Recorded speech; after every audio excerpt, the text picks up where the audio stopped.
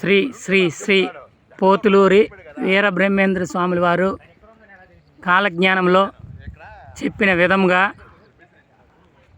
7 జడ్డలతో పుట్టినటువంటి తాటి చెట్టు. ఇది పార్వతీపురం మన్యం జిల్లా గోపాలపురం గ్రామానికి దగ్గరలో ఉంది.